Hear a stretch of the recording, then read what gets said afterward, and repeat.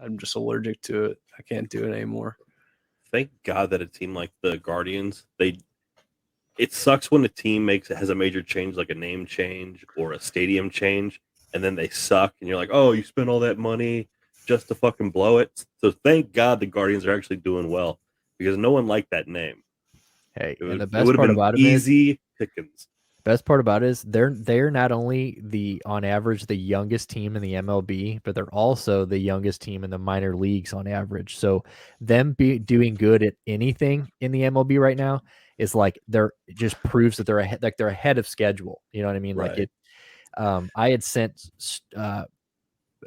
Andrew something on Twitter earlier where like it kind of like went over all the trades that they have made in like the last 10 years, like 10 or 12 years.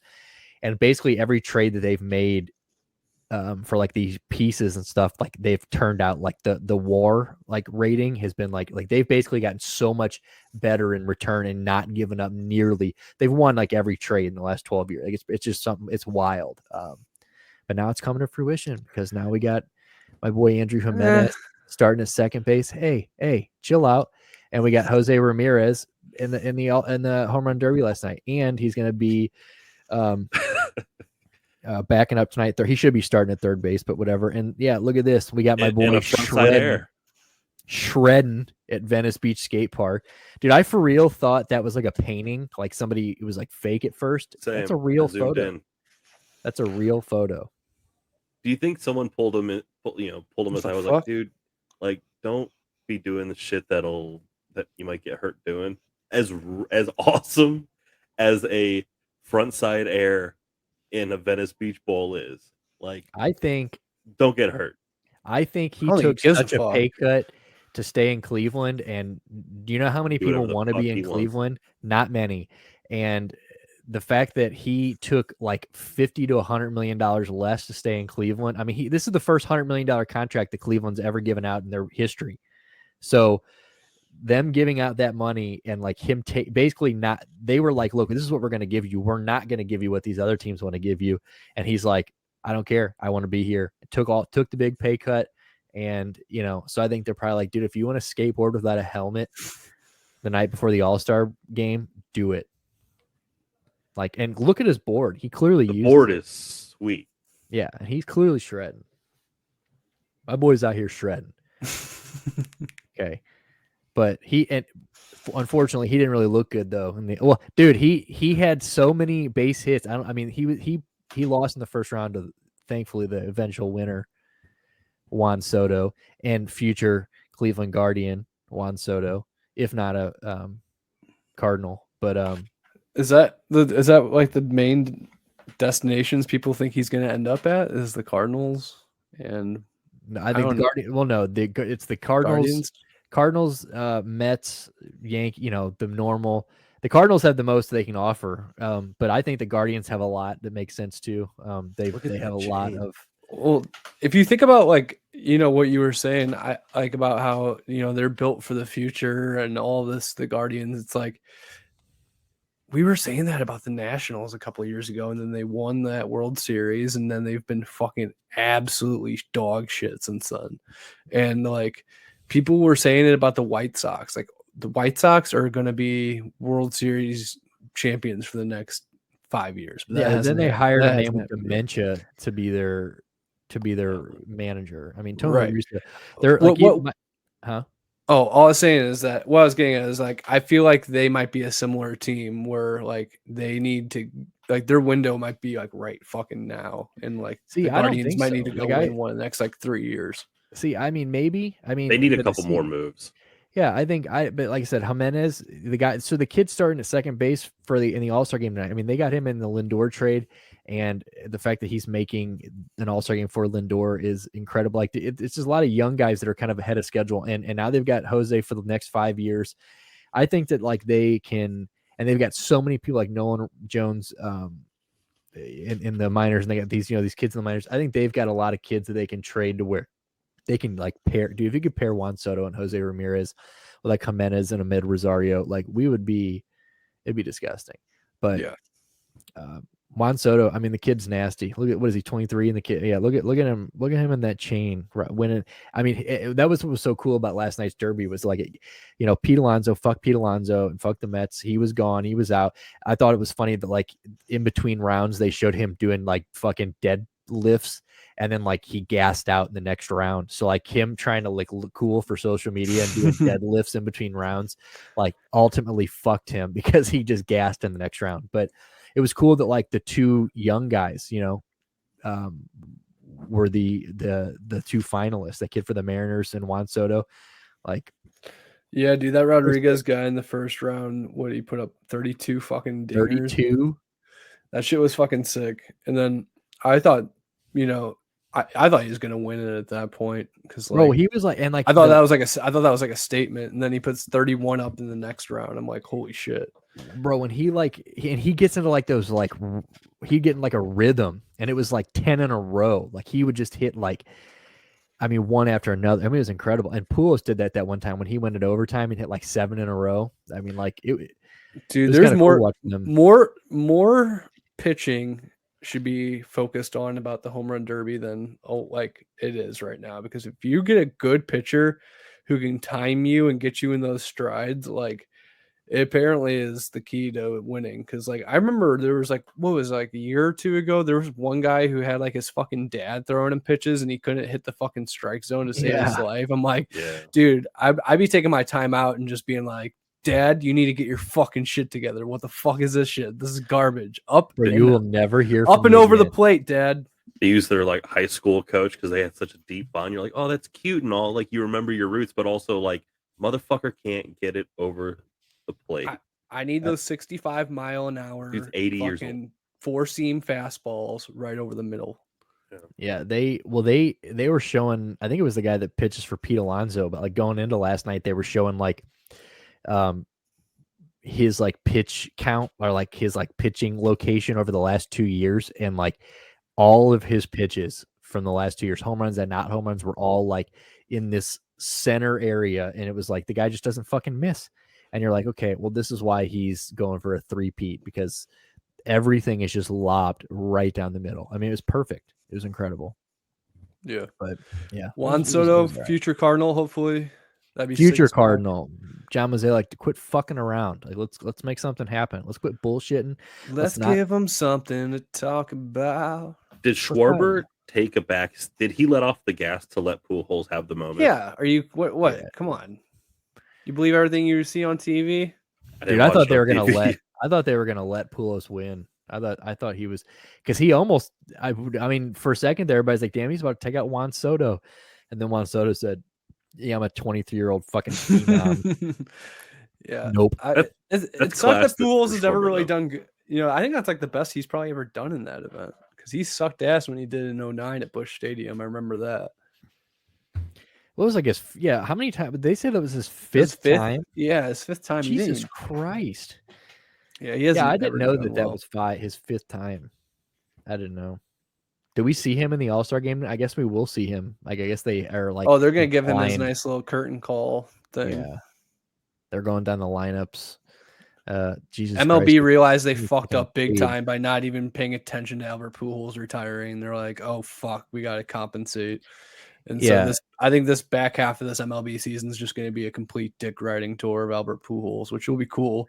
He's not going to. I think Yachty would have gotten it too. Well, Yachty's fucking hurt. He's been gone, and he goes out with this little injury, and then I don't think he's coming back. I don't. What about Waino? Well, that's the thing. Waino was supposed to go out with the Yachty thing. They were supposed to break the record. They were supposed to, it was supposed to be like this duo, like this. It's like a 3-headed ride-off. Yeah. But it was supposed to be Waino and Yachty, and then Pujols, but it's like, Pujols is the only one. Waino's out here. I mean, I don't even know what he looks like this year. I don't think, to be honest with you, Pujols shouldn't be allowed to retire until he hits 700. Like, if he fucking is sitting at 698, 697 or something like that, I'm gonna lose my fucking mind. I don't think we have to sign him. What? Yeah, I don't think he retires if he doesn't get to 700. I think if he's within reach, like if he doesn't hit another one, like say he doesn't hit another one all year, like now, and he's still like 15 away or something, like sure. But like, I think if he gets within like 5 or within 10, I think he comes back. Dude, he's going to be like Mr. 3000 and come back in like 5 years because they fucking realized they missed one of his home runs. Dude, and he needs we should just get the we should have never went out and signed that fucking Dickerson, who is just a waste of fucking money. Like, he sucks, and I would rather watch Albert Pujols bat against right-handed, because we only play him when lefties start. I would rather watch him strike out 3 times a game against right-handed pitchers with the chance that he just catches one good pitch, just one good pitch. If he goes 1 for 5 and that one's a home run, I don't give a fuck about the other 4. I don't care that I just watched him walk to first base when he grounded out to set. I don't care if he grounds it to set. If he grounds the ball to shortstop, I don't care if he sets his bat down and walks to the fucking dugout. Like, I don't even care if he doesn't even motion to first base. I don't care if he gets thrown out at first by the left fielder. Like, I swear to God, like if he fucking ground one to the left field wall and just says, "I'm still not running to first," like, and they fucking throw him. I don't care. Like, I would much rather watch that and see a chance at history than this guy that we're fucking some left hand. The guy doesn't do anything. Like, I mean, he's our DH, and he's got to be one of the worst DHs in baseball. Dude, they're gonna have Pujols out there when he's like 82 years old, fucking looking like Kirk Gibson at every fucking at bat, just broken knees, fucking like falling apart, trying to chase that fucking dude. He's dude. What if he was like got to 700 and like they gave him like the fucking Lou Gehrig, like they gave him like the microphone, like everybody just stops and he gets to like do a little speech and he's just like, "I'm going after Hank now." Like, he's like, "Not here." They're like, they're like, "What the fuck? He thinks he's got 55 homers left in him?" Like, well, yeah, you got to think that the Cardinals probably told him, like, "Look, dude, like, this is it. Like, we're gonna give this to you, and hopefully you break this record."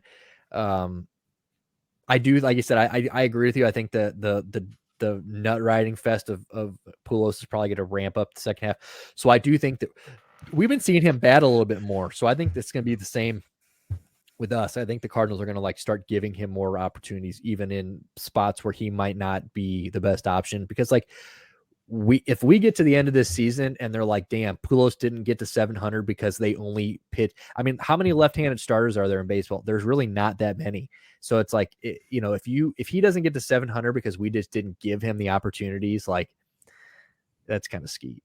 Oh, it's totally skeet. I mean, now that we have a designated hitter. Yeah, like they literally did this. Like, they made this for him. Yeah. They said, "Our Pujols going back to fucking St. Louis. Let's get the DH in here immediately." So that's when you get like the Moneyball guy in, and he's like, "If we put Dickerson in versus," and you're like, "Shut the fuck up, shut the fuck up." Like, kid, dude, I don't care about the numbers. The numbers could come back like this is the worst fucking decision you can possibly make. He is statistically the worst option in this. I don't fucking care. Like, put him in. You could get the fucking hot dog guy to fucking bat, and he'd have a better fucking chance. I swear to God, I don't give a shit. I'm like. If you take Pujols out of this roster, I'm going to come here and kill you. Dude, I saw this fucking hilarious Pujols meme earlier. It was like, did you hear he hasn't been a very good boy lately? Did you hear about this? No. Pujols? Yeah, Pujols, man. I don't mean to be speaking that Pujols slander. Damn. But he and his wife of 22 years divorced 3 months after she got surgery to remove a brain tumor. Oh, I know. I did see that. Yeah, I heard that. Yeah. I thought you meant like he had pulled some really scary. Dude, they're coming for my boy, dude. Shut the fuck up about Pujols, bro. Yeah, don't be talking that. Don't be talking that shit. Spreading those rumors. Right. Yeah, he'll be all right. Oh, yeah. So I found it. So it says, "Can you imagine how ridiculous Albert Pujols' numbers would look had he not missed those 3 years to World War II?" Like, fucking great, it's so funny because like he is obviously like 57 years old. Oh, he's 3 years old. He's at least 3 years older than what he says he is, and I think he says he's born in 78 or 79. So like, take that for what it's worth. He's like 44 years old. You're not fucking fooling nobody, okay? Like, dude, we know who you are. He's like the fucking bench warmer scene where they show him your birth certificate. It's like, "I am 12" with a $10 bill in it. That's how he got into the fucking big leagues, dude. Oh, just like that. Yeah, that well, hopefully he gets it. Hopefully the old man fucking hits 700, and I hope maybe tonight he cranks. They should have just counted all his home runs last night. They should just put all towards the total. Just give him all his home runs last night towards the total, and then let him start from there. But dude, I don't know. It'd be cool. Maybe he win. Maybe he walks it off for the NL. Because when's the last time the fucking NL won? Like I'm watching them hype this up, and I'm like, dude, does the NL win? When the NL never wins. So I always like look it up, and I'm like, oh, it probably wasn't that long ago, and it's always like, oh yeah, they won once, like 7 years ago, decade, yeah, 7-8 years ago. Yeah, it's ridiculous. It's like the AFC always wins the Pro Bowl. Oh no, wait, the Pro Bowl, is that still AFC, NFC, or are they still doing like, oh, we're picking teams? I actually don't fucking know. The Pro Bowl, like, do they even still play a Pro Bowl? So it's just like a skills. It's like a skills competition now. Yeah. Good. They really fucked. Like that is the one that like nobody. I mean, hockey's bad because like they're actually in the hockey they kind of changed hockey up, right? It's 3-on-3s and yeah. All-Star game in hockey's good. Yeah, I mean it's an entertaining product. I'm not sure if it's like you must watch TV. Yeah, NFL fucked the Pro Bowl and NBA ruined the slam dunk contest. Yeah, well, so it's slam dunk contest. Like eventually, people were going. It's like, yeah, that's over. But their All-Star game is great. Like, yes, their All-Star game is great. And baseball, like I really liked baseballs because it used to mean something. Like I know like a lot of people are kind of torn on this. I don't know how people feel about this, but like you used to get home field advantage in the World Series when you won the All-Star game. Now, obviously they argue that like the best team should get the All-Star or home field advantage, which, there's a good argument. And I agree with that too. But like, it was cool that there was an All-Star game that meant something. It was like, okay, there was more of like a, sure, nobody's out there giving it their 100%, but like, there's more of like a, we're going 75% here. Like we're trying to win this game more than others. That was the problem with the Pro Bowl, that the guys just they were hungover, partying in Hawaii, and they're just down there like on 3-point stance throwing up. Also, they hike the ball and they just stand up. They're not even in Hawaii anymore, right? Like, weren't they in like Orlando? Orlando, yeah, I think they're in Florida. You guys will probably like this one. So I heard a pretty good conspiracy theory this week about how the NBA dunk contest was rigged back when Blake Griffin won it, where he jumped over the Kia. Apparently, the Kia paid. The boards, I'm into some really deep conspiracy boards, and what they're telling me is that Blake Griffin was photographed like beforehand with like him as the Kia dunk contest winner, like, and had a whole photo shoot done, and then he had like they like put the car there, and that was going to be part of the promotion and everything. And then if you guys remember, he was in like a bunch of Kia commercials after that with like the fucking like with the mouses that are like addicted to Molly and EDM music just rolling around, in those commercials. Yeah. But so I heard that conspiracy theory, and I'm like, dude, the whole Pro Bowl contest, all that shit's a fucking joke anyway. Let them. I mean, I'll let Blake get one to slide, but I heard that's a pretty salacious rumor. I have to verify it via Wikipedia and see what I think. My other trusted source. Yeah, he's got the edit page up. He's fucking he's backspacing and editing it as we're sitting here. He's like, dude, he's like, no, that definitely happened. He's like, it says it right. right. You gotta just refresh the page, bro. You gotta refresh it, dude. He's like, it's under career. It literally says NBA dunk conspiracy. That's good. Actually, it's under review, so you're gonna have to come back in about 3 business days. Yeah, 3 to 5 business days. Hopefully by August 1st, it's updated. But no, I didn't know that. Blake Griffin he's still playing basketball. The Lakers are like, might sign him, and it's like, bro, no. You don't like Blake? I like Blake. 10 years ago, he's a stand-up. He's a stand-up now. He does stand-up.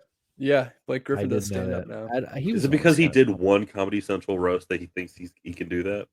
He did a roast. He had a pretty decent like 5 minutes that I saw. I was not cringing, and I usually like to watch I like to hate watch some comedians like Brendan Schaub, but like I watched his and I was like, hey, that was better than I thought it would be. So, have you watched Gringo Poppy Stewart? Have you watched it? No, dude. No. Brendan Schaub's comedy special dude, on YouTube. You got it's like 27 minutes, dude. I think I watched 5 of it. If you like to cringe like to the point where it's like physically hurting you, that's a great thing to watch. Dude, the whole thing's about being married to a Mexican. Like that's the whole thing. Like he's talking about, he's like, a Mexican cookie, is that a chocolate chip cookie with salsa on top? And everybody's like, and that's like, hear people. It's funnier when you say it, because like it's that joke. What you just said is probably funnier than anything in the entire fucking. Chris Stefano's special, like half of it was being married to what, Puerto Rican girl. It's like, bro, we like you're it's like low hanging fruit. You know what I'm saying? Like it's so easy. Like, I mean, you should do that. You should get up there and do a special. You should do a 25-minute special about being married. You got type 5 packed away? I have a solid 15 about being married to a Guat. And I feel like you would actually kill it. And like I know you would. It's like because of that, because I know because you would say, you always say some off the wall shit. Like anytime like we're talking about it, like I won't go into specifics, but like you say some shit and I'm always like, wow, he fucking went there. like, damn, I want a Republic babies. That's the truth. Oh, that's so good. Yeah, that's anytime anybody doubts me, I'm always like, I got a friend that's married to a minority. I'm not racist. Like my best friend's married to a Guat, dude. Yeah, you can't talk to me like that. I'm not racist. I'll get her on the phone. I'll fucking Instagram call her right now. You know, saying like I'll IG call both of them. I'm not racist. I'm white and my girlfriend's Italian. Like Sicilian though. Yeah. Like, no, northern Italy, dude. Very northern Italy. Dude, well, now that we're on the subject of fucking Hispanics and Puerto Ricans, and like we didn't really say Mexicans, but Ricky Martin out here fucking with his nephew, dude. It's his dude. Is that what happened to Ricky Martin? So the nephew his legacy is now 21 years old. So they were fucking around when he was underage. I don't know. I mean, I don't really know too much. I don't think story, it really matters when he was. Why is this guy on screen? Like, look, like, dude, like that's Ricky Martin, dude. That's a guy that can fuck any dude in the world, any gay dude in the world. Probably half the. I mean, there's probably a good percentage of straight dudes that would be like, you know what, fuck it.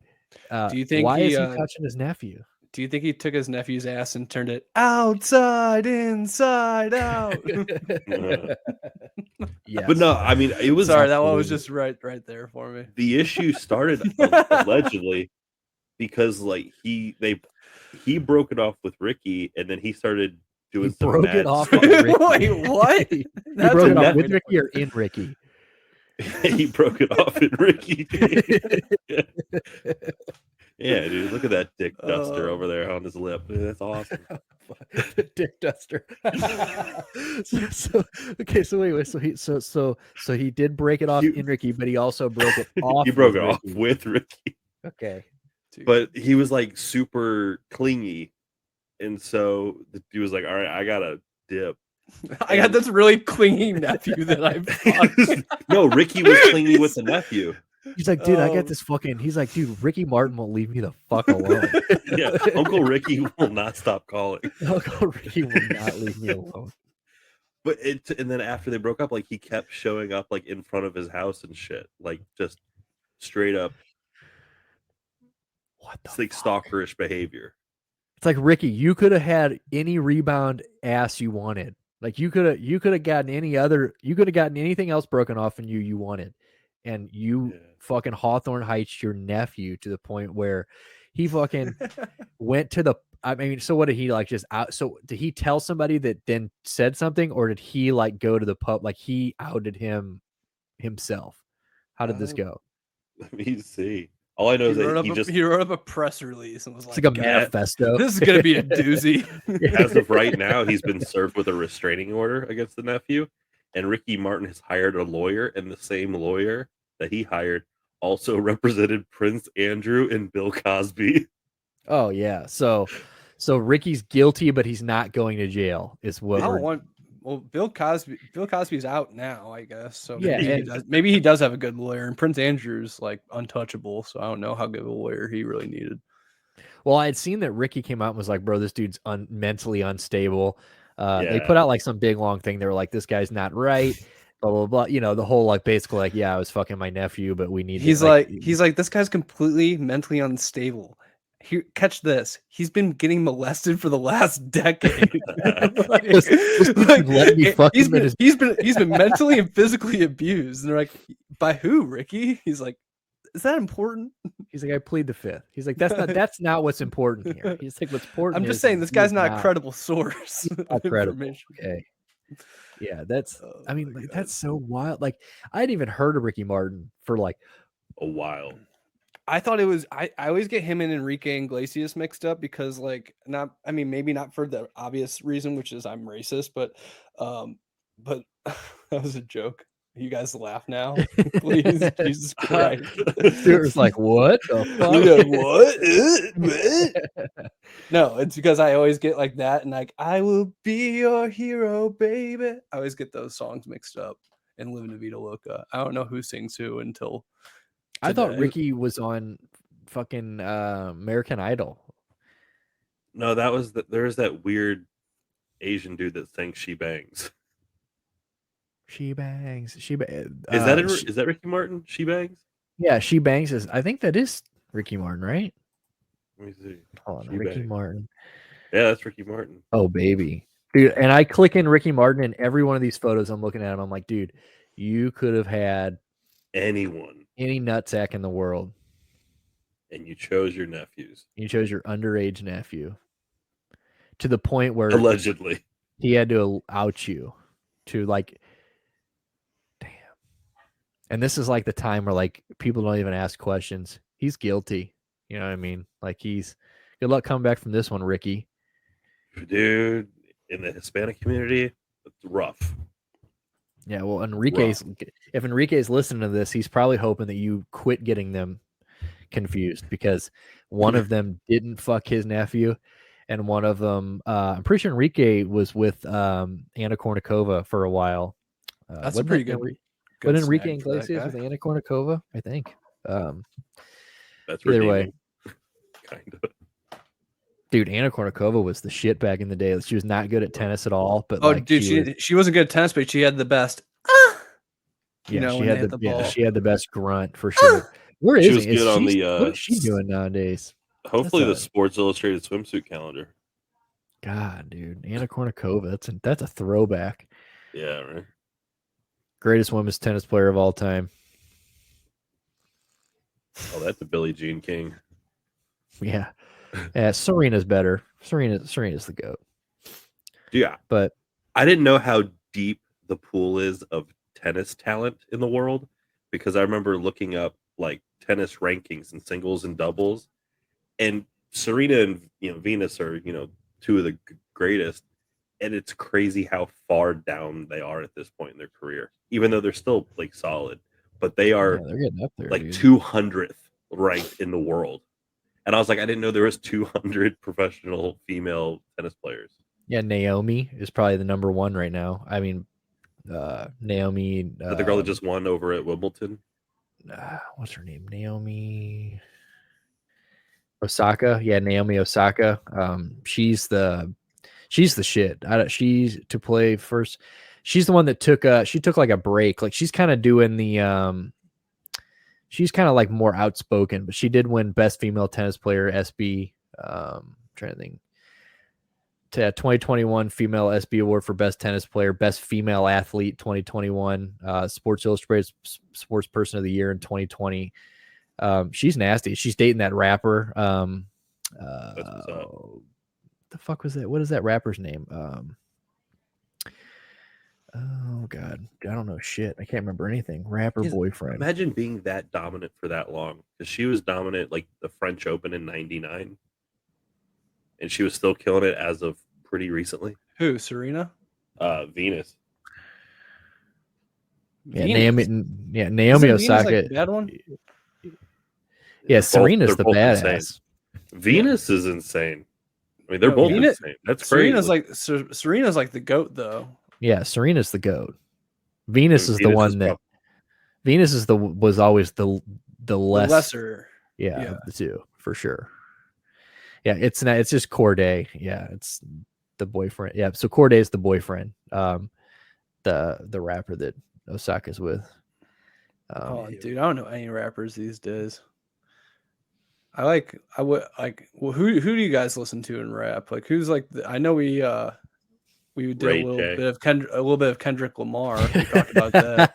Ray J, dude, Ray J, yeah, dude. Especially now he's got that fucking. He makes music, dude. I've only seen his videos.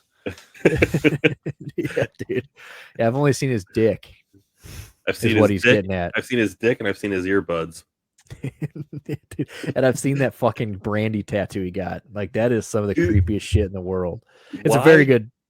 A tattoo of your sister, and she's all like, dude, she's like juggaloed out, and which is weird because Brandy's like, she's pretty class. Yeah. What? I love that little butthole mouth pic that just pops up to surprise us. For those listening, not watching, there was a picture of Vince McMahon that just popped up with a butthole mouth. Dude. First of all, shitty tattoo quality, by the way. And also, why did you just ratchet the fuck out of Brandy, dude? Dude, it says best friends forever on her face. So this is a tattoo on who?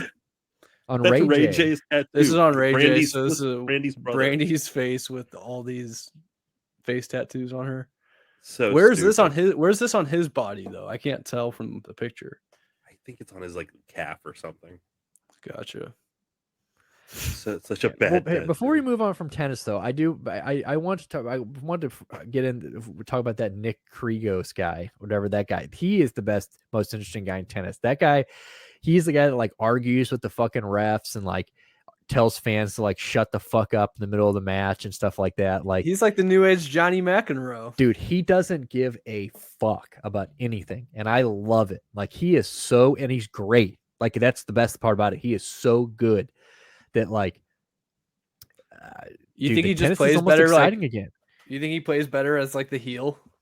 I think so. I think he loves that shit. I think he loves it. The world needs heels, dude. It's entertainment. It's sports entertainment at the end of the day. Yeah, I mean, well, and when you had said that you had been like, you were kind of looking it up and you realized that like Serena and and Venus, there's like a new wave of tennis coming, and like it's kind of like golf, like some of these sports, like the new age is coming in. It's exciting. Like some of these sports you kind of thought were dying are kind of coming back, and I like Jr. it. Dude, John Daly Jr., baby. Dude, how old is he? He's like probably like 20. Already has a sponsorship with Hooters. The Hooters. Yeah, dude, I heard he's already blowing down 2 packs of Camel Crushes a day. So let's go, dude. Teeing off fucking 40 darts a day. Dude, barefoot. He's on the 40 darts a day already, like his old man. Yeah, well, I think I sent Stuart. Did I send you that video of, or maybe I just posted it on Instagram last week? But it was like his kid's like, "Dad, do the nose drag," and his dad John Daly takes the cigarette out and sticks it up his nose and fucking rips it and exhales out of his mouth. And I'm like, "Oh baby," like it's just savage. Just such a savage. And this is like current John Daly. So like, yeah, just this is like a week ago already. Daly. Yeah, you know what I'm saying? Like, this ain't 92 British Open John Daly. I saw a video on Instagram today of a golf course that had fucking in between, like every couple of holes, they have Arnold Palmer stations where it was Minute Maid and Gold Peak iced tea. Like, come on, like, hell yeah, and it was like on taps. Like, you walked up and like there was like cups, and it literally was just like and I'm like, bro, and like Minute Maid lemonade and Gold Peak iced tea. Like, what a great to have. I like need that in my house for sure. I would have diabetes I'd be dead by 35 if I had a constant stream of Arnold Palmer's. Nick, I think you'd be bad with like fountain soda too. Like, oh yeah, if you had a soda, like an actual soda fountain, I think you'd be fucked. Yeah, well, I would be fucked. My office has a soda fountain that I haven't used. I've been working there 7 years. 7 years next week. Never used it. But then they started adding flavor shots off like on the side. So there's like vanilla and cherry and stuff. Dude, you're got your ass. You're thinking about it. So I'm having vanilla Coke Zeros now. Dude, and Sprite Zero with cherry. So I'm having like Shirley Temples at work. I thought by stopping drinking, so quitting alcohol completely and quitting cigarettes completely, I thought, okay, I'm going to extend my life. That's the point here. Then I just cut those two things out, and I eat and I drink soda. Like I just replaced those two things with shitty food and soda. And it is just like it's like I'm now just killing myself in another way. Absolutely. It's just not, so I just replaced it with two shitty vices. I mean, maybe not as shitty. I mean, I'm sugar and cat. That's just pretty bad. So, I mean, it's probably just as bad, but, dude, soda's bad. Cherry Coke. I will inject cherry Coke into my veins. I'm drinking cherry Coke right now. Dude, I get to the point now where I can't even eat. Like I know I'm getting older when I can't eat certain foods or eat the way I used to. Like I'll eat like a fast food dinner and I'll feel like absolute fucking shit, like the complete next day. Like that's like a hangover in itself. So like you said, you're just replacing one hangover for the other. You and I both have heartburn and acid reflux too, which doesn't fucking help when all my favorite foods are like the worst foods that are for that. Like, I love fucking chicken wings. Like that's my favorite food. And I always get heartburn, but I'm like, fuck it. At all times, Papa Tums. For the last 4 years, like, anytime when I go to work, like I've always have like a drawstring bag or something with like all my shit in it. And I always have a bottle of over the counter Pepsi always. So dude, even as kids, dude, you were always hitting the Tums, always hitting the Rolaids and stuff. Always. Only within the last 6 months have I started to get heartburn if I have something like gnarly. My mom's always had it bad. So like I think I don't know if it's like, and my grandma's on my mom's side's always had it. Like my grandma and my mom's mom had a surgery where like they had to take out, basically they had like exhausted all options for her heartburn. So they basically just removed that part of her like throat. Yeah, they just took her heart out. So she just walks around like this. Yeah, dude. You can't burn what is anytime it starts burning, she just dips it she keeps it on ice. But she fucking but they like took out this part in her throat that like, because like all heartburn is like, I actually went to the doctor when I was young and they show you like where your reflux is, so they have you drink like these like fucking like it's like pop rocks, and like you're watching it kind of go down and you see where like stuff gets stuck and like it kind of goes up and down and it's in that flux, and so that's what happens. And they finally like they kind of just like took that part out of my grandma and like opened it up. So now my grandma like can't eat much. So like when she eats, she can only eat like very small, like, so that's where I'm heading. We're just still hopefully I make it to like 70. Dude, let's take a magic school bus ride through Nick and fucking see all the fucked up shit that's butterfly in the sky, butterfly twice as high. No, I had heartburn like the first time in my life, like 6 months ago. And I woke up just breathing fire, and I was like, "Am I dying right now?" And like I was like, "Oh, I'll drink some water." Doesn't help. Like nothing helps until you get that like the Tums or the Pepto-Bismol or something crazy down. And I was like, "Damn, Nick has to deal with this his entire life." Dude, I wake, and here's the fucked up part is like the when you take that medicine, so like when I'll wake up with it more times than not, because I am most of my jobs growing up are always late night jobs, food industry, security at the casino, the strip club, so it was always like shit that was overnight. So I always, my still to this day, one of my worst habits is late eating. Like I won't, and even now, like Shan, she comes home from the Muni and she like tonight she'll get home at midnight, so there's some nights where like I'll eat, sure, and I'll go to bed, whatever, but there's some nights where like I will wait for her, and like just because like that's like my normal schedule. So I get heartburn in the morning. I wake up with it all the time. And the medicine doesn't work if you just take it and lay back down, because then it just gets fucking stuck in your like, so you have to like kind of sit up. So like I'll be sitting there at like 4:45 in the morning like a crackhead, and Shanna like wake up, she'd be like, "What are you doing?" I'm like, "Heartburn." Go back to bed. Like she just like wakes up, it's like pitch black, and I'm like sitting up lingering over here. Like I'm sure all she sees is like the glare of my eyes. "What are you doing?"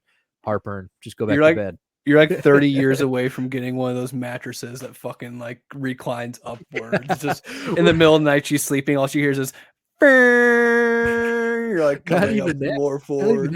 We're fucking 6 weeks removed where we get to the top of the stairs and we kiss each other goodnight and go to different rooms. You know what I'm saying? Like I got my bed from when I have heartburn. You know, I get up. She's like, "Where are you going?" I'm like, "To my other bedroom." You know, you're like in one of those fucking upside down fucking suspended things, just sleeping like a fucking bat in the middle of the night. She's like, "Honey, are you okay?" I'm like, "Shan, it's 4:30. I can't get my other ankle in. Can you come strap my ankle in? I got heartburn." But fuck it, dude. It's yeah. Welcome to the party. It's literally the worst. Like I would give up anything. Like just I would trade heartburn for anything. I would give up anything to eat fucking pepperoni pizza and not fucking feel like my chest is about to explode like fucking that monster out of fucking like Alien. Just fucking. And that's the other thing. It's like, dude, I can't stop eating hot food. Like that's my problem. I still fucking love hot food. Like my favorite snacks still are. So I love Cheetos, but I like the jalapeno cheddar Cheetos. You know what I'm saying? Like they still make those. I physically cannot. I physically cannot eat flaming hot stuff now. If I eat flaming hot like anything, my body goes into like a shock where I start to like get sweaty, and I'm like, my body's like, stop eating this or we're gonna pass out. You just power through. No, I tried, dude, and I ended up like fucking seizing on the floor from a hot. They're like, Jack, are you? Jack's out with his buddies, and they're like, Jack, are you all right? His girlfriend's like, this is what he does. Just quit talking to him. It mimics the symptoms of a violent allergic reaction where I'm just like shaking on the floor and people are looking for an EpiPen. Have you tried these yet? Oh no, dude, but I need to get those. Are they good? Dude, they are. There's legit heat in those. I love them, but my hemorrhoid is throbbing just looking at that. My coworker gave me these. What flavor are they? I've had them. There's the red and then there's the Verde. These are the red. But she came in and she's like, "Hey, we got to try these new hot ones, Pringles." And so everyone in the office tried them and no one could hang. And I'm over there being like, "Can I get more of the red? Those are awesome." She's like, "Here, take them home." But I've had them for like a week because you can only eat like maybe like 5 or 6 at a time. I've got like 3 or 4 of them. I got a bottle of DeBomb in the fridge right now. Will never use it again. It's just gonna be there forever. Decoration. Yeah, it's just fridge decoration. Oh, but yeah, it's the Los Calientes. That's so that out of all the ones, that's the best one. Like I don't like that. The sauce itself tastes really good. Nick grew up in a hot sauce household. I remember like going to your house and opening the fridge door, and like the inside door was like 500 pounds because it was weighed down by like 50 little glass bottles of all these different hot sauces. Yeah, you've always been an aficionado. Yeah, well, he's kind of who got me into that. He always had that hot sauce that they had like signed the waiver for back in the day. That like Dave's Insanity sauce. Dude, and stuff was crazy. Where he ruined the ribs. Yeah, he ruined the rib. Your stepdad? Yeah, he put like a teaspoon of it in like 2 gallons of hot sauce or barbecue sauce, and it was too hot to eat. Like so, like really? Back in the day, Tom Meyer and I back in the day dipped toothpicks in it and rolled it on our tongue, and we had fucking welts on our tongue where we rolled the hot sauce. Like it's no joke. That is unbelievable. So what kind of was he dealing with some exotic? Was he dealing with some exotic peppers?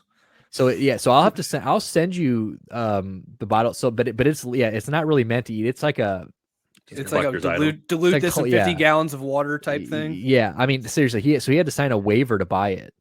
Yeah. So like he literally had to sign like a waiver that says like, you know, you won't fucking like use if you mace. Yeah, or you fucking die. You know, you go you're some dumbass who takes a fat swig of this thinking it's not that hot and your throat swells up. You know, and you suffocate. Like it's bear mace, dude. It's what it is. Yeah, it's wild. You know, my grandmother used to collect hot sauce. She had the Dave's Insanity sauce. She had to sign the waiver for it. But I remember there was like a leak on the bottle or something like that, and I got it on my fingers. I washed my hands like 5 times. Later in the day, I like went and like scratched my eye, and it felt like I got maced still. I was like 13. I was freaking out. It's no joke, and it's like blood red. Like when you look at it, like when we dip the toothpick in it and you look at it, you're like, this is gonna suck. Like this is not gonna be fun. Oil. It's and not this was good. In a big pot of chili, you said. So yeah, so he was talking about how he had put like a teaspoon of it in like 2 gallons of barbecue chili. Sauce. Yeah, just and barbecue slathered sauce. them on ribs that they slathered them on and people couldn't eat them. The whole party was like, we can't, and they just ruined these ribs. It's like, but it's cool. Like, but it was incredible. But it was so cool to have. Like, and it's still in. Like, if you go to my mom's house, it is still up in the jar. Yeah, like like now above the microwave, they have like these wooden cabinets that he built. That's got like all his spices and sauces and shit in it. It's not like locked in a box with a warning label on it. Yeah, you should be, dude, under lock. You need to put that away. Put a fucking lock on it. You have to. There's like a fingerprint scan that you have to do just to get into it. Right. But it's no joke. Yeah, and I still haven't learned. And one of these days, like I said, I'm gonna end up having that surgery my grandma had, and I'm not gonna be able to eat this. I'm gonna be eating like unseasoned white people chicken for the rest of my life. Like that's come in the hospital room, like, what's up, Nick? What's up, dude? And I got like I've got my plastic broccoli and my fucking, that's it. My water cup, my sippy cup. You got chocolate milk. Because I can only drink, but I can only drink so much at a time because that's the thing. Cold water gives me fucking heartburn. Like if I drink too much water fast, like it gives me heartburn. What? Like too cold of water. It's like when I used to go to the doctor, they used to tell me this. So like, yeah, you got to drink room temperature water or like try to drink more room temperature water because cold water, like it'll give you heartburn. It's just. Actually, it's funny you say that because I actually, now that I'm thinking, I'm having like a big brain moment because I like gravitate towards lukewarm water. I didn't realize why. Like I don't like drinking cold water like that often. It's kind of like a shock to the system. I wonder if it has anything to do with my severe heartburn as well. Dude, well, you were always a sink water guy. Like I remember growing up, like I'm always a sink water guy. Dude, we like so Jackie. So back growing up at his parents' house, he'd either grab a glass and just fill it up with sink water, or he was always known to just turn on the sink water and put his mouth in the sink water. Okay, think about this. You have 7 kids in a house. And your parents are like, you better not fucking make a dirty glass just to have a sip of water. So like all of us were all underneath. That goes outside and drinks from the hose. Yeah, exactly. Yeah, I mean, and Jack was the youngest, so like they were like, but I was the last. But it's like funny when because Nick's exactly right. Like I would go to people's houses who didn't live like that, and I like thought it was weird that they didn't do it. Like you know, because it's all you know. I would literally make water cups with my hands and go. And slurp it out of my hand. Yeah, I was like, why would I use a glass? I was like, is this a fucking Ritz-Carlton? Like, Jesus Christ! Like, what are these $1? What are these $1 bills on the counter? He's like, that. I thought the tip for whoever's been cleaning all these glasses. Jesus Christ! Yeah, dude, that's I literally can't. I just breathe. I have heartburn, so. It is what it is. Welcome to the club. I'm glad to hear that you boys are suffering just like I am. Everybody's suffering and getting old. We're getting old. Fucking pushing 30. Well, Stuart, that's pushing 31. Past 30. 31. Yeah. Good Lord. 31. Jack and I still got one. We got 1 more year of our youth. I got 6 months of my youth left. Actually, my birthday is your girl's, or my half birthday is your girl's birthday. So I'm over the halfway point, and I'm looking downhill at the last 6 months of my fucking 20s, and I don't have a lot to show for it. This fucking podcast needs to get fucking more listeners for sure. Yeah, this is gonna be our claim to fame one of these days. This is it. Pop culture rehab. This is gonna be what this is. 30s are gonna be sweet.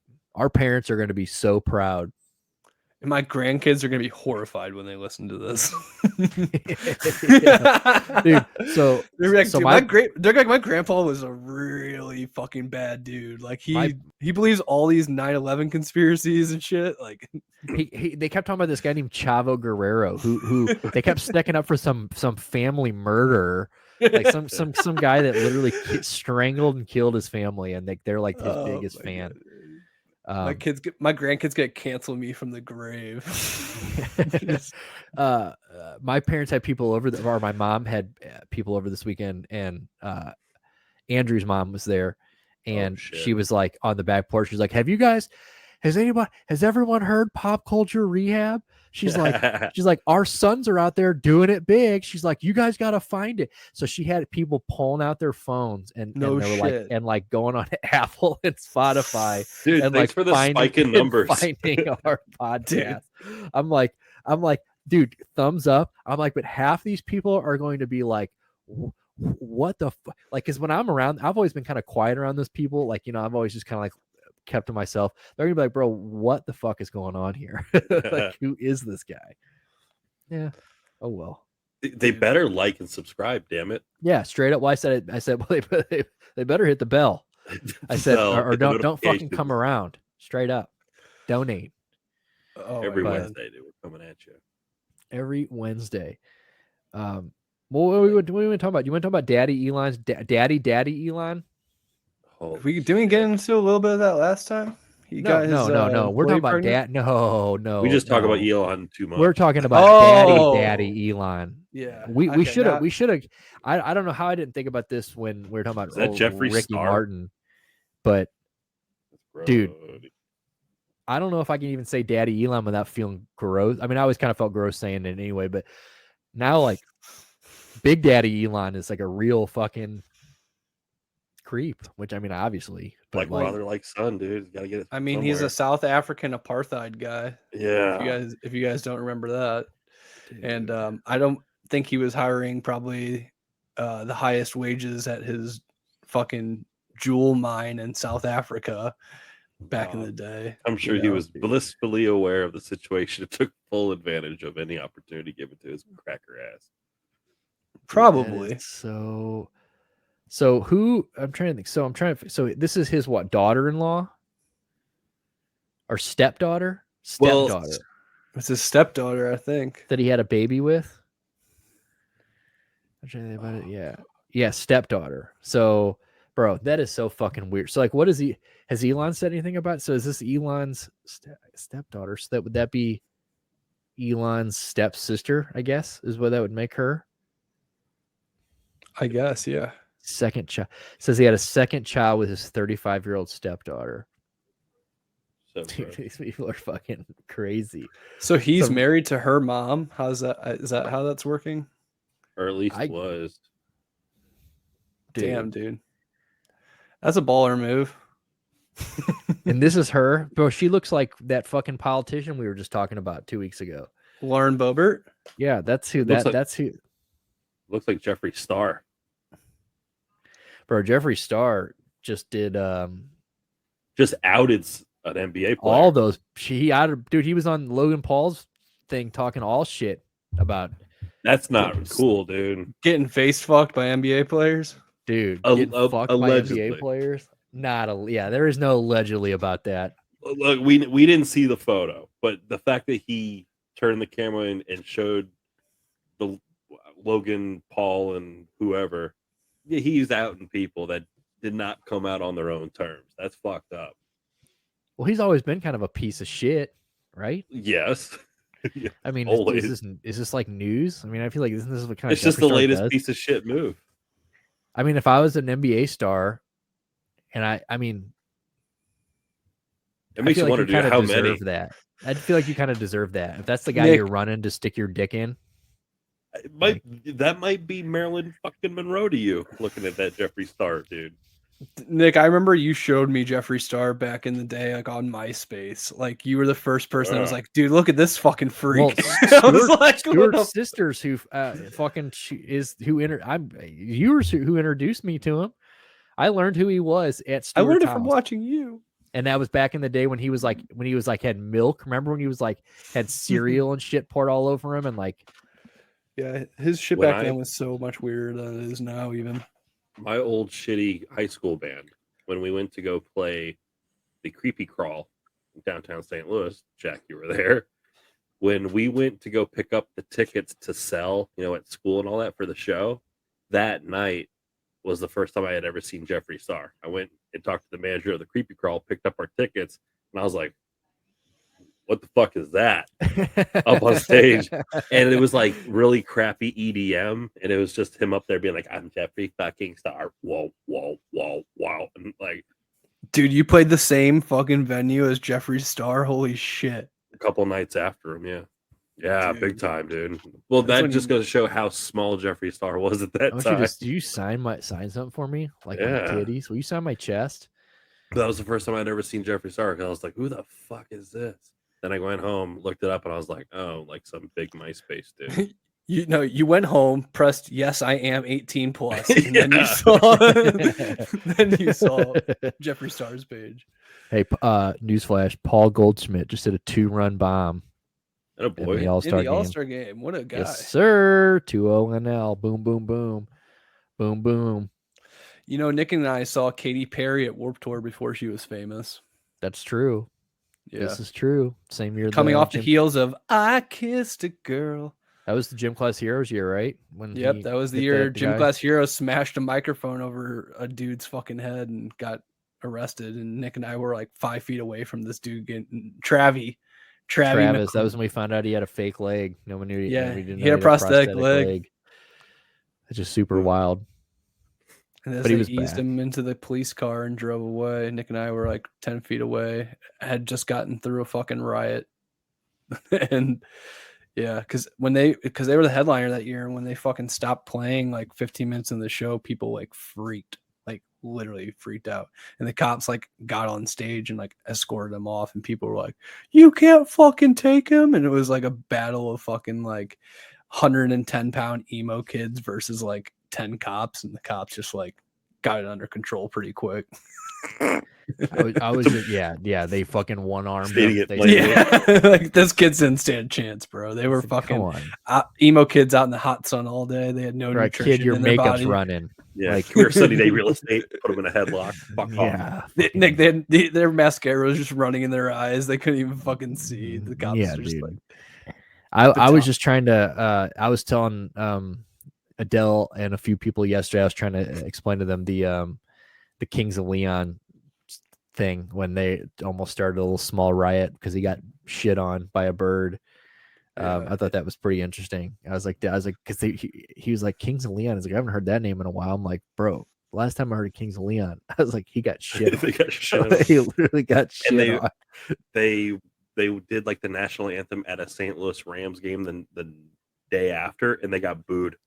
Yeah, booed. And I don't think they ever came back. They said they were going to reschedule it, and I don't know if they did or not. They made like a huge press release, like apologizing to the city of St. Louis. They played an indoor show to make it up. They moved the venue. God, that's a bunch of pussies. Yep. What else we got today? Oh, are we going to do this? Are we going to do top 5 wrestling interests that we talked about last week? You want to do that before we? Yeah.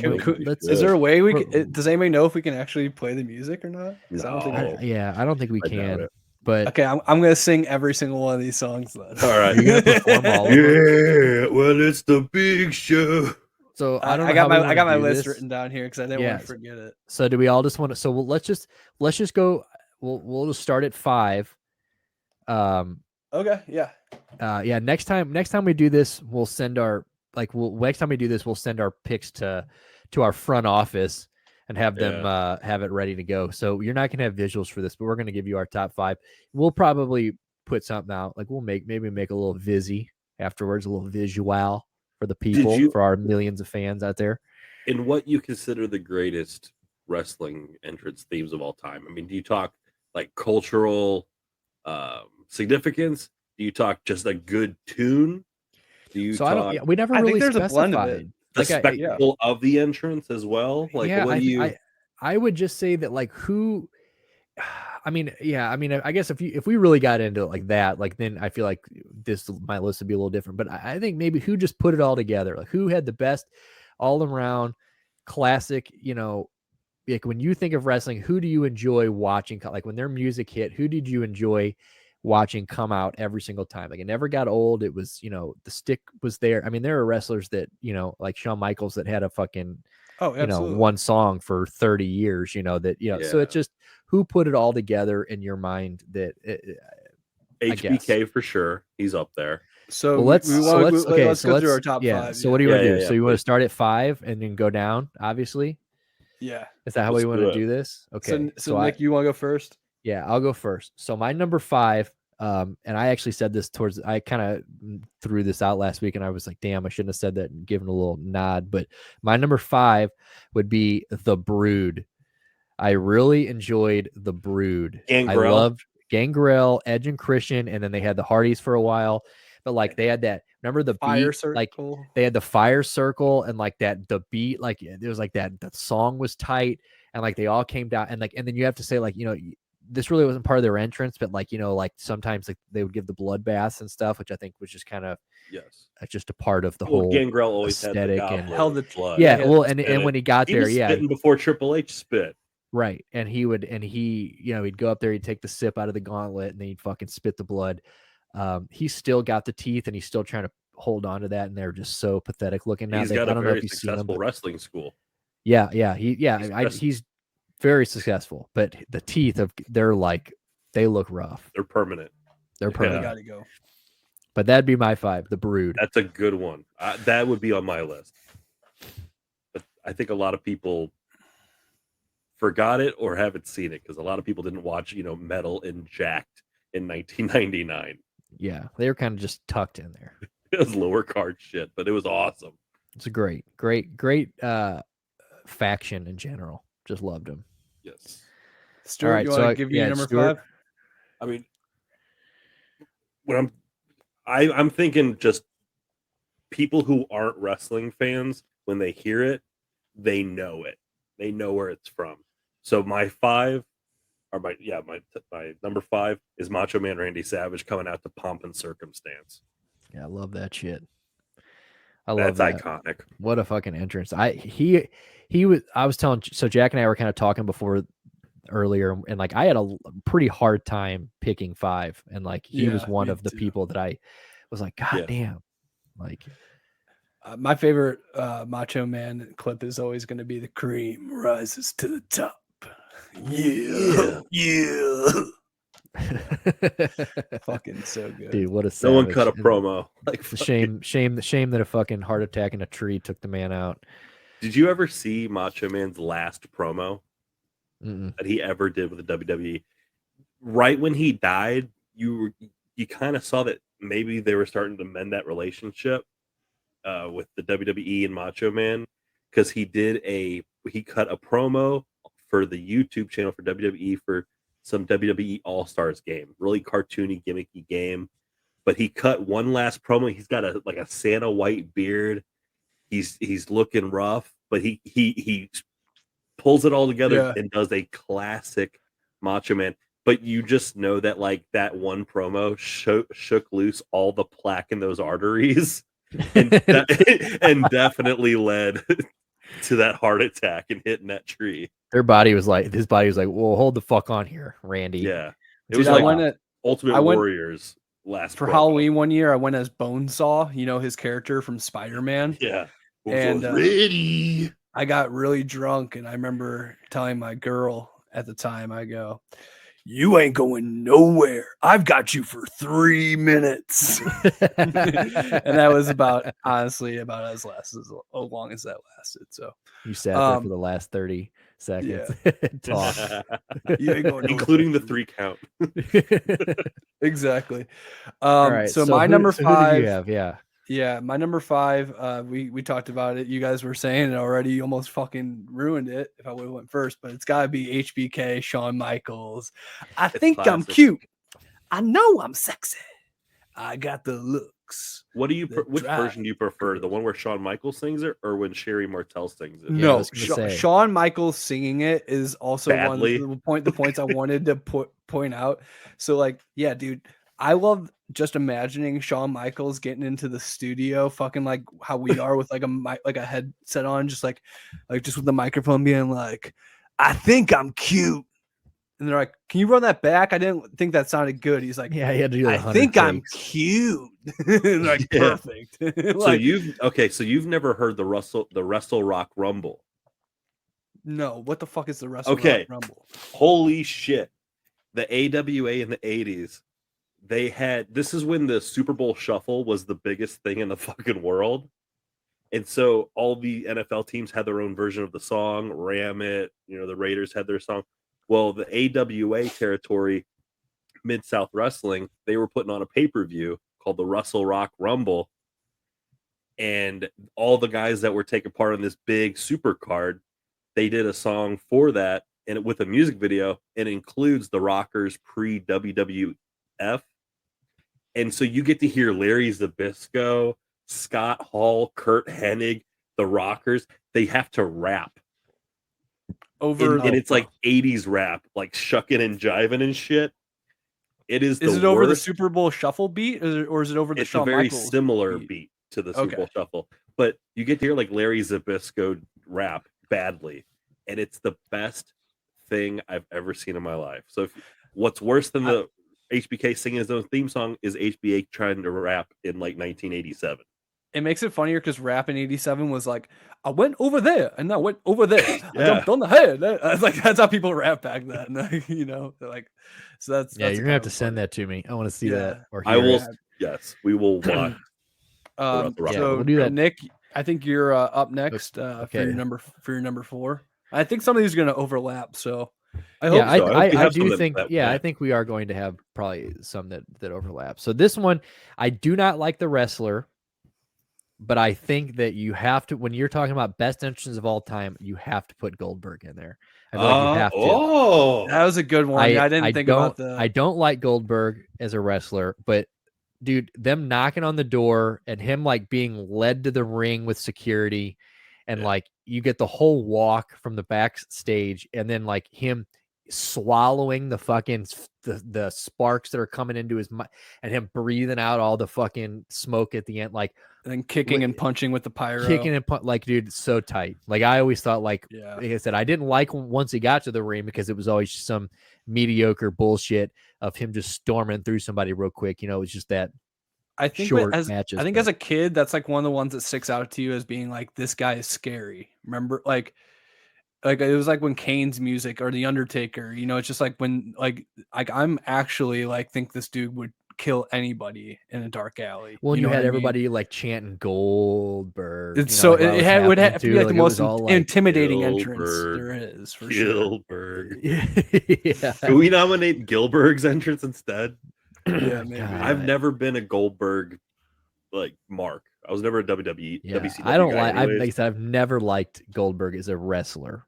But also the security guards around him. Is it them protecting the crowd from Goldberg, or is it like protecting Goldberg? It's like when Roman Reigns wears a bulletproof vest. I was like, dude, you're going into battle with a vest against a guy with no shirt on. You look like a pussy. Take the fucking yeah. I always thought that like to me it was just like like they were trying to keep him from like he was like a wild man spearing the crowd. Yeah, and like they were just there to keep him contained, even though.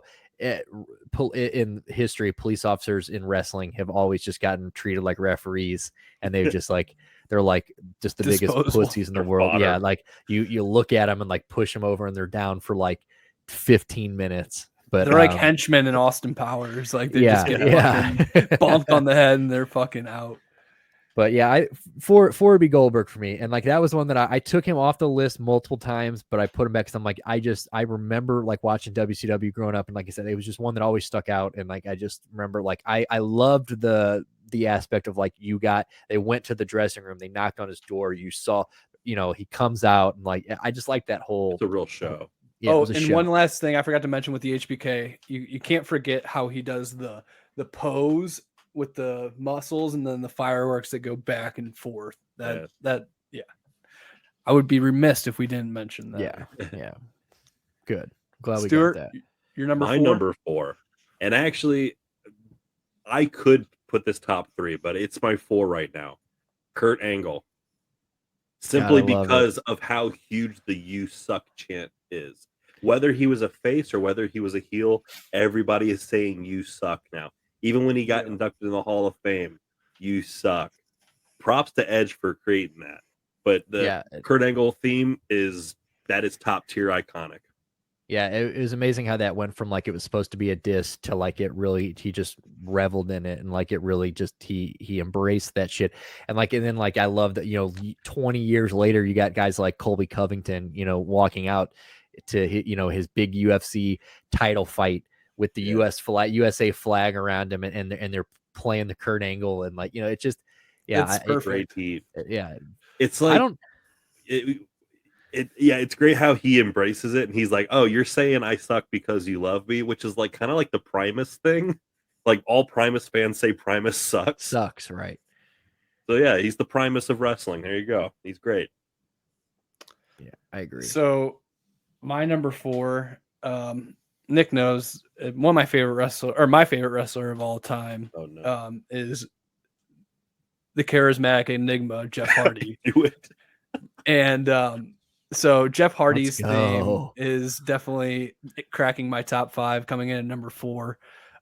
My whole thing with the Jeff Hardy thing, and I told Nick this story, when I was a kid, I was like Jeff Hardy obsessed, Stuart. Like as much as somebody can be obsessed with a wrestler, that's how obsessed I was with Jeff Hardy.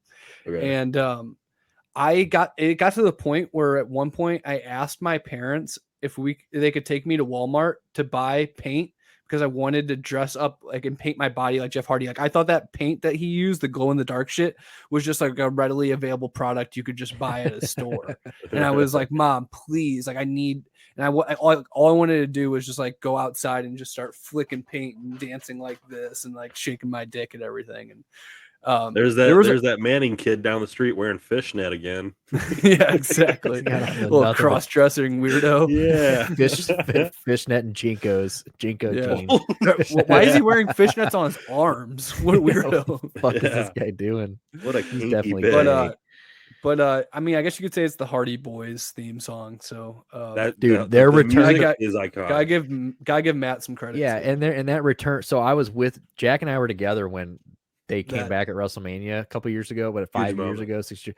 Yeah. One of the biggest pops ever. I mean, I think Nick and I were like on the verge of crying. It was like a similar feeling I had when the Blues like won the Stanley Cup. Like we were like jumping up and down because like this is that at that time Jeff Hardy had been out of the WWE for like 6 or 7 years, and in the Hardy Boys it hadn't been there in like what 10? I think it was like something like 10 years or something like crazy. Yeah. Like yeah, what a moment comeback. That's why wrestling's the best, and why anybody who like makes fun of wrestling like just doesn't get it. You know what I mean? Like yeah, I agree. But I think that's the rounding out of the 4. So now we're into the top 3 for everybody here. Threes. I think this is where we're gonna start to get some overlap, I'm sure. For sure. All right, so now my number 3, just because I'll never forget like the lead up to his entrance and like the lead up to like his debut, but Chris Jericho would be number 3 for me. The Y2J. The Y2J. I'll never forget. Like, and like I remember like before he made his debut, like remember the countdown would show up at random weeks on SmackDown, it was awesome. Stuff like that, and like everybody's like, oh fuck, and like then the countdown would stop and he wouldn't show up, but then eventually he did show up, and like the fucking. It was The Rock. It was The Rock in the ring, right? The Rock was in the ring. I think it was The Rock. Yep. Yeah. Yeah, and dude, and just like seeing him like all turned around, like like when the light, you just see his outline, and like I just love, and Chris Jericho, like prime Chris Jericho was just so fucking cool. Like when he would just talk, when he'd call everybody a silly jackass, and and or whatever, and just like the shit stupid talking, idiot. and like you stupid idiot, and like. And he's still to this day, I don't think that anybody in wrestling history, I mean, I would say in wrestling history, has ever had as many successful sticks and gimmicks as he has. Like nobody He's has the most changed. innovative guy in wrestling. It has to be anything over. He put over anything. A clipboard. He put over. He put over scarves. He literally, and it's almost like he's like, how simple can I get something, like how easy can I, like little can I try and get something over, and it's so amazing. And like, sure, like I said, there's the HBKs who have had a song for 30 years, or people who have always stayed popular, but like nobody has changed. He got China over. Yeah, I'll never forget that. Over. He was the one that finally got China over. Yeah, I'll never forget that. He's a fucking legend. For sure. That's a good one. Top 3? I don't. To me, yeah. I mean, top three. I like coming out of left field with a Y2J on that. I like that. Jack, what you got? I'm not next. Or is it Stuart? Oh, is it me? Okay. Yes, sir. A little vanilla, but it's iconic, dude. Hulk Hogan, Real American. Yeah. Everybody knows I mean, yeah, I won't lie. That's in my list for sure. So yeah. You know what? Fuck it. Yeah. That's gotta be one of my top ones for sure. Because I'll make it number 3 and move some things around. Because dude, that is like that song single-handedly won the Cold War. I don't know if you guys know that. like Russia had us on the ropes, and fucking they came out with that fucking thing, and Hulk Hogan just single-handedly took it, dude. It might have also won Desert Storm. He looks like the 4th of July version of Santa Claus, like in that video, like just American. I'm not bringing presents. I'm bringing fucking the really shitty green screen effects of him. Like, I'm going across America, playing my guitar. I'm giving freedom to all the little children. The song just screams regime change in Iran. Is basically what I'm trying to say. You know, it's just that's the feeling I get when I listen to Real American. That's probably how most people felt when he fucking went heel. People were probably like, "What the fuck?" Like, wait, you're telling me to Russia invade Hulk Hogan? Like, is this? Dude, I actually think that Real American should be the new national anthem. Like, if that as well, Real American. Fight for the rights of every man. Dude, what a great song. And like him playing the guitar. Yeah. Yeah, I still live for Daily Iron Cheek tweets about Hulk Hogan and him being a dumb son of a bitch. A bastard. Well, so me and Stuart then had the same number 3 then. Okay. We both had Real American. My number 3, you said that the Y2J was kind of left field. What I put, so I had Y2J wasn't my original 3. My original 3 was really left field, was The Godfather. With the whole great entrance, but damn. Yeah, he would have been, dude, just because the entrance, like there are very, very few people that like this. The whole gimmick was throughout the whole entrance. Like, I mean, he literally had a train aboard the Ho train. But my number, so I'd be what? We're at 2 then, or your top 2. My top 2. So my number 2 is my all-time favorite wrestler, not named Jeff Hardy, and that is Ric Flair. I still think Ric Flair has just the simple. It's so simple. It is so class. It is. It is one of those entrances, and it's just one of those entrances that represents the wrestler so perfect. It is so. I'm better than you. I've just got this classy entrance song. I'm strutting down there in my fucking my robe. You know, it's just it just entitled him. It was just so much about him. You know, everything about that was Ric Flair. Well, with the robe and everything. I mean, they have one of his robes hanging up here in Nashville. It's pretty sweet. I've taken a couple pictures with. How do you feel about Jeff Jarrett being his opponent? I think it's gonna be a good match because I think they're like Jeff Jarrett's still taking bumps and stuff like that, and I don't know if I mentioned this on the podcast, but I know I definitely talked about it with you guys. I had a pretty strong reaction. It was going to be a tag match of some sort. Oh, it has to be. Yeah, and he can't go in there. He'll be gassed if he has a full 15-minute, 20-minute match. Yeah, so he's going to get a hot tag, come in, drop a leg on somebody, and put him in the figure 4. Yeah, exactly. Yeah, he taps him, right? I think he taps him with a figure 4 to win it. Yeah, I think that's how he goes. But we'll see. I'm excited for it. It's coming up in 2 weeks. Did you see the promo video where he gets jumped? Yeah, dude, I didn't. He gets red faced completely. He juices. He gets color, but old school Ric Flair color. It's by the end of the video, it's gross. It looks like the hills have eyes or something, bro. He gets jumped by Jeff Jarrett and oh god, I feel bad. I'm forgetting his name. Jeff Jarrett's the guy that was training him. Yeah, I forget him too. I don't know the AEW. He's in AEW now. Yeah. Fuck. But he gets jumped to the parking lot. Andrade is Ric Flair's partner. Yeah. Andrade is? Yeah. Dude, I fucking son-in-law. And I was a fan of him and Johnny wrestling's shit and fuck, what is the the NXT Yes. when he was still in NXT, him and Johnny Gargano's wrestling matches were fucking insane. That's tight. He's a great wrestler. I've seen him wrestle live. Great wrestler. Jay Lethal. Yeah. God, Jay Lethal. Jay Lethal, yeah. And Jay Lethal's great. So those guys will probably carry a good portion of that match and then dude, all I want to see, if I don't see Ric Flair do those two things we mentioned, the figure four well, he's going to do the chops, but you guys know, I mean, I want to see Jeff Jarrett break a fucking guitar over Ric Flair's head. I think he will. I don't think it'll be his head, it'll be his back. It'll be his back. Double J only breaks guitars over women's heads, damn it. yeah, true that too. True that. God, dude, Jeff Jarrett, in the picture that you sent to the group of like the I guess like the poster of like the show, like if you didn't put Jeff Jarrett on there, him and Gangrel almost look as shitty. Like they almost look like each other. Like they look because Jeff Jarrett does not look good in that photo. Not a flattering photo of Jeff Jarrett, but you watch that video where they beat down Ric Flair, and you go, and actually my first big takeaway from the video was going, Jeff Jarrett's in good fucking shape, and he's throwing the punches, and Jeff Jarrett has always had some of the best punches. Maybe he's on the DDP routine. He's on that. Yeah. He's still looking good for Dallas Page, baby. Yeah, that's good shit. I'm excited that you get to go to that. But yeah, that's my number 2 is Ric Flair. I think Ric Flair, I mean, he's just iconic. So Stu? Number 2, I'm going newer school. And because of cultural significance, again, someone who doesn't know wrestling certainly knows this, and it's John Cena. You can't John see Cena's. me. My time is now. Yes. Or word now. Or are you talking about word life? Word life. Yeah. Basic Thugonomics.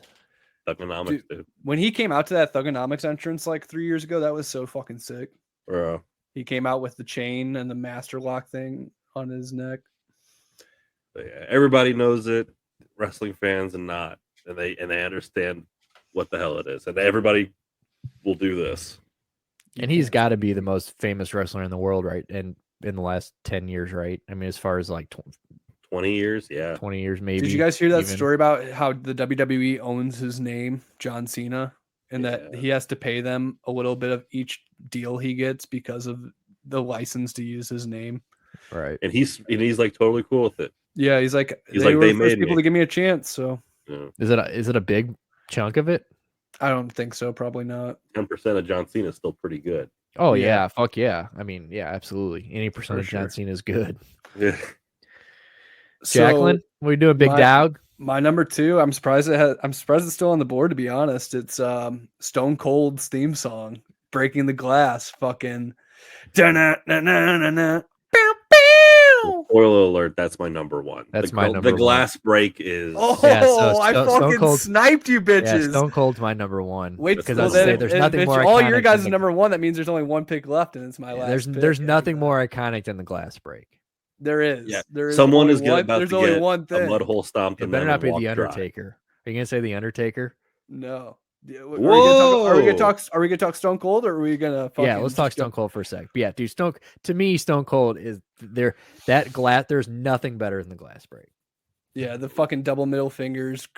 I just think of beers and chaos and beers. Fucking, when you heard that music, you knew some shit was about to go down. And my favorite things is when he was in that Hulk Hogan mode where he was like, but he had like the star and Mario kind of thing. Yeah, he was untouchable. Like when he stormed into the ring, he was just taking out like 5 dudes at once. Dude, like, when he went into nobody could touch that him. Royal Rumble where he just started fucking taking dudes out, and clearing the ring, just clearing. That when he was sitting on the turnbuckle, like looking at his watch, like waiting for the next guy to come in. Yeah, dude, he is just such a fucking savage.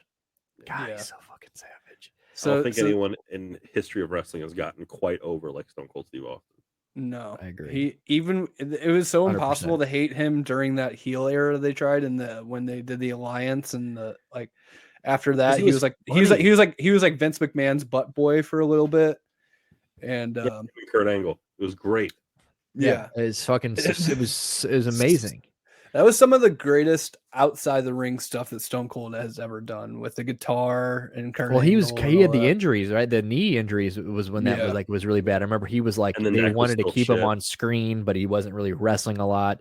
He was just more or less like just there for entertainment. But yeah, I mean, classic. Stone Cold, what a guy. You sniped our number one. So now the fucking stage is set for Jack to have that fucking number one literally took our number one. I can't wait to hear who you think is better. Is this a surprising one? It was not Undertaker. No. It's time to play the game. Okay. Boom, boom. Time to play the game. Number one?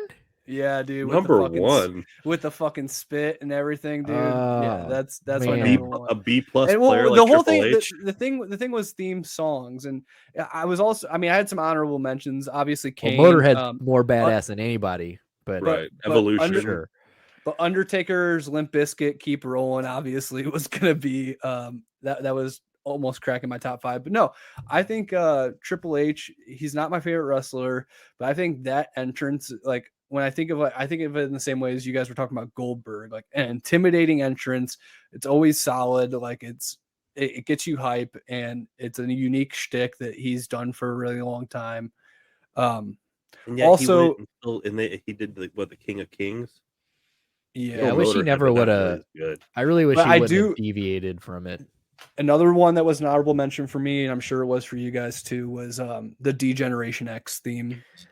Are you ready? So the new DX barely made the cut. It barely missed the cut, as well as NWO. So I thought that's who I thought. Yeah, you had mentioned them last week. So I liked DX a lot, but I almost enjoyed the New Age Outlaws more than I. Oh, you didn't know? Yeah, I liked that. I think more than I liked. And then like when they come out and like he did the millions and millions around the world, like, ladies and gentlemen, boys and girls, like that was always like the children of all ages. Like that was like so fucking hype, like every time. And who else could be? I mean, imagine just being Mr. Ass. Like badass Billy Gunn, Mr. He had his own pretty that didn't last very long. He had his own good theme song. I'm an ass man. Burr. God, I like to kiss him. I like badass Billy Gunn. Yeah, that's good shit. Well, I think that's a pretty solid top 5. Honestly, I thought we were gonna have some more overlapping ones. I'm surprised Hulk Hogan and Stone Cold were the only ones, but.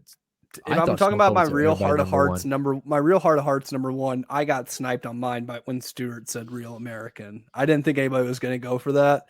That is that is hands down my number 1. Yeah, in my heart. Yeah, to me, anytime I think of wrestling, I just like the glass break was just so fucking iconic to me. Like you said, you knew somebody was getting fucked up. I also would be remiss if we didn't give an honorable mention to Viva La Raza, Eddie Guerrero. So that was another guy. That was another one that I had. That I had taken off my. I sat there for a while and tried to build my list. I was like, damn, dude, there are so many. I tried my absolute hardest to find like some outside WWE, WCW ones, but like there's just not many. Nick, I was telling you too. Another one that almost made my list was Batista's. I walk alone. Yeah. This pit of danger. Because I decided to base my list off of just like what had the most culture, what really tapped into pop culture as a whole. But like the things that are like close to my heart, like definitely would never make it. Like the Four Horsemen theme with the wagon and the whip, like that's iconic. That's Bobby Roode. Bobby Roode would be up there for me. Bobby Roode would be. Somebody said that if Jeff Jarrett wins this match versus Ric Flair, he's going to become an official member of the Four Horsemen. So take that for what you will. Doesn't matter anymore. They're all old and or dead. Well, it's a good little top 5. I like that. Not bad. Yeah. I think we did it justice. I think the list was good. Yeah, I'd like to hear if the audience has any other ones that they'd like to throw out. Does anybody like wrestling as much as we do? Yeah. Are there any more marks out here? Yeah, dude. People are probably like, bro, we're on this wrestling shit again. Well, too fucking bad because that's what it is. We're keeping. I mean, we don't really talk new wrestling. So there's no sports, so Yeah, there really is not shit going on. I mean, so what do you guys? You got a week or two? You said 2 weeks for Ric Flair. Yeah, 2 weeks. Are you going to SummerSlam? I haven't decided yet. I don't know who's gonna wrestle at SummerSlam. That's what I'm saying too. I don't really know what the marquee matchup is. I also am like very anti Roman Reigns. I went to SmackDown when it was here last, so I mean I do go, but I don't know if SummerSlam is really worth. It's gonna be like at least $100 to sit up in the nosebleed. So you want me to read the card? Yeah, give me the top highlights. All right, so the main event is Roman Reigns versus Brock Lesnar. It's a last man standing match, which, I mean, that's a cool stipulation, but we've seen Reigns and Brock Lesnar 5, 6, 7, 8 times now. Yeah. Dude, second on the bill, high up there. Is this is that for the unification of the WWE Championship? Undisputed WWE Universal Championship. Okay, sorry. Second, Pat McAfee versus Happy Corbin, aka Baron Corbin. That's a Pat McAfee always puts on a good show. I know, but like, yeah, Corbin was always billed as like this world ender and really great wrestler. Now their future. Now he could possibly lose to Pat McAfee, now they're playing the root because they were roommates with the Colts. That's what they're playing that angle. They both they both played for the Colts. Wow. So, and then Bobby Lashley versus Austin Theory for the U.S. title. Okay. I don't know who the Street Profits are. Is Ronda fighting or Bianca? Any of them? Yeah, Liv Morgan and Ronda Rousey for the women's championship. What about Elias versus Ezekiel? I wish. There's Riddle. Is that Matt Riddle? Yeah. Matt Riddle versus Seth Rollins. That'd be cool. Bianca Belair and Becky Lynch for the Raw Women's Championship, and then Logan Paul versus The Miz. No Randy Orton on the card, huh? He's hurt. Yeah, that's why Randy. They had he's to out for like the next year or so. Yeah, RK Bros on hold. Yeah, I would say that's why there's this Seth Rollins, Matt Riddle thing, because they had to kind of write Randy out. But yeah, I mean it'd be cool. It'd be a good show. I mean, I think he'll end up going. That's what I feel in my heart of hearts. That's a lot of wrestling for one weekend. Yeah, that's good shit. Well, you know, I mean, I know we only talked about sticking it to about an hour and a half this week. So, you know, thanks for joining us for Pop Culture Rehab. I hope you guys enjoyed. We will get this up, you know, tomorrow morning. You guys enjoy the show, and we'll see you guys next week. Love you guys. Later. Love you. Kisses.